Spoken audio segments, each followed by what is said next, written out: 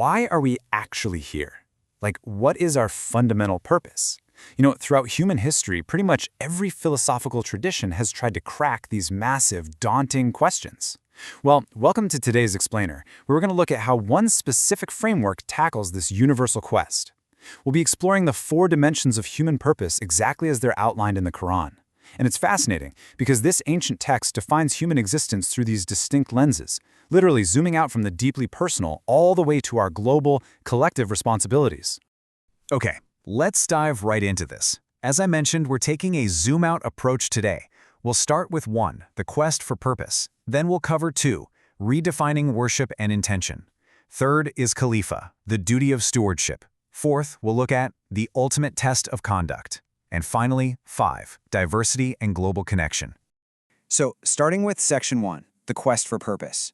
To really combat that modern existential dread, or that feeling of just being totally adrift, the sources we're unpacking today offer this beautifully cohesive, multi-layered matrix of purpose designed to anchor the human experience. Moving right into Section 2, redefining worship and intention. Let's start our journey at the very first, most intimate level of purpose, the internal spiritual dimension. There's a foundational verse that establishes this core spiritual purpose. It reads, "And I did not create the jinn and mankind except to worship me." That's from Surah Al-Dhariyat. Now, at first glance, you might read that and think, okay, so I'm just supposed to live a super strict, ritual-heavy life. But the linguistic and philosophical context behind this statement is actually so much broader than that. What's really interesting here is the Arabic word used for worship, ibadah. It completely blows the standard English translation wide open. While we often just translate it as worship, it broadly means recognizing the Creator and aligning your entire life with a higher moral and spiritual truth. So it's not just a set of mechanical motions, right? It implies a state of profound, constant recognition. Which brings us to a really crucial contrast. It's a massive shift from this misconception of rituals only to the reality of holistic living. In Islamic philosophy, religion isn't just compartmentalized into those specific moments when you're formally praying. Actually, any action, whether you're studying for a big exam, grinding away at your daily job, or just, helping a neighbor out, can literally be an act of worship. The secret ingredient, intention. If you do it with a good moral intention, you transform every mundane moment into a connection with the divine. It's pretty amazing. All right, let's move on to Section 3, Khalifa, the duty of stewardship. We're zooming out now from our internal intentions to look at how we relate to our physical environment. There's this powerful quote from Surah Al-Baqarah that details the practical responsibility we are assigned on earth. It says, "And mention, O Muhammad, when your Lord said to the angels, 'Indeed, I will make upon the earth a successive authority.'" The specific word used there is Khalifa, and this is a total paradigm shift. It means we aren't just placed on earth to passively consume its resources. So the term Khalifa translates to steward, vicegerent, or successor. It explicitly identifies humans as caretakers of the planet. We're not just random inhabitants. We've been given this totally unique intellectual agency that other creations simply don't have. And obviously with that immense agency comes some immense responsibility. But what does that actually look like in practice? Well, the actionable responsibilities of a Khalifa break down into 3 main buckets: governance, cultivation, and intellectual development. Basically, being a steward means you are mandated to use your intellect to improve the world, to maintain justice in your communities, and to manage the Earth's resources wisely. It's a highly active, sleeves-rolled-up kind of purpose. Now for Section 4, the ultimate test of conduct.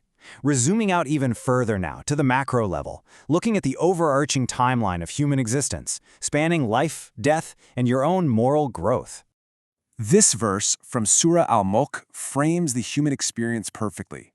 It reads, "He who created death and life to test you as to which of you is best indeed, and he is the exalted in might, the forgiving." This is absolutely critical to understand. It frames life and death not just as random biological events, but as a challenging period specifically designed for your moral and intellectual development. To really grasp this test, we have to look at another incredible Arabic concept: ihsan. Ihsan means excellence and sincerity. It's all about the refinement of your soul through the choices you make when you're faced with various life circumstances. So life's challenges aren't just bad luck, they have a clear purpose. They exist for you to prove and really refine your character. And notice the crucial distinction being made here. It's all about the quantity of deeds versus the quality of deeds. That verse we just talked about, it doesn't ask who does the most things. No, it explicitly asks who is best indeed. The emphasis is entirely on the quality, the sincerity, the excellence, that ihsan of your actions. It's a great reminder that mindful, excellent action always beats frantic, thoughtless volume. Moving on to Section 5, Diversity and Global Connection. We're taking the widest lens possible now for our final global dimension. We've moved past the individual soul, past the environment, past a single lifetime, and now we're looking at the intentional diversity of mankind as a whole. Check out this verse from Surah Al-Hujurat. It addresses the overarching social purpose behind our wildly different cultures, tribes, and backgrounds. O mankind, indeed we have created you from male and female and made you peoples and tribes that you may know one another. This brilliantly illustrates the concept of lida arafu. Literally, it translates to know one another. What this is telling us is that the existence of completely different cultures isn't some cosmic accident, and it is certainly not an excuse for conflict. It's actually an intentional design for mutual understanding. By interacting with people who are totally different from us, we engage in this vital intellectual exchange. We expand our minds, we learn deep empathy, and ultimately, we build a truly connected global community. Which brings us to our summary, The Matrix of Human Purpose. It is time for the grand finale to see how all these zoomed-out perspectives lock perfectly together. When we synthesize everything we've uncovered in this explainer, you can see these 4 dimensions aren't just isolated ideas. They form one totally cohesive philosophy. First, you have the spiritual dimension, where your role is a worshiper seeking connection in absolutely all you do. Next, the global dimension, acting as a Khalifa, taking real responsibility for the environment. Then, the ethical dimension, where you're a student striving for excellence, or ihsan, in your character. And finally, the social dimension, acting as a communicator, purposefully learning from the massive diversity of mankind. So, I want to leave you with one final thought to chew on. How do concepts like stewardship or striving to be best indeed actually apply to your professional work? Whether you're in business, tech, the arts, or anywhere else, how does this framework shift your perspective on your day-to-day grind? This ancient matrix of purpose isn't just abstract theory. It's a super practical guide for intentional living today. Thanks so much for joining me on this explainer, and I hope it leaves you really eager to reflect on your own dimensions of purpose.